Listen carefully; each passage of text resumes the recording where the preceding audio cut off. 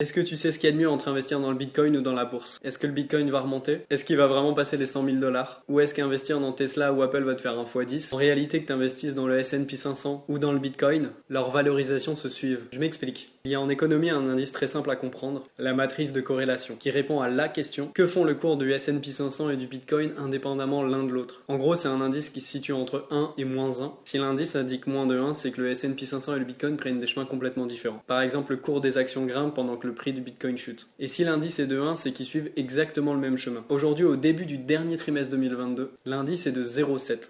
C'est un indice hyper intéressant parce que historiquement, il était très proche de 1. Donc quand les investisseurs paniquaient et vendaient leurs actions en bourse, ils vendaient également leur Bitcoin. Mais ces 3 derniers mois, on a remarqué quelque chose, que leurs cours respectifs se décorrélaient de plus en plus et que le Bitcoin continuait d'augmenter petit à petit, quand le cours des actions continuait à baisser progressivement. Ça peut paraître un grain de sable, mais tu te doutes que derrière, c'est pas une simple matrice. Il se cache énormément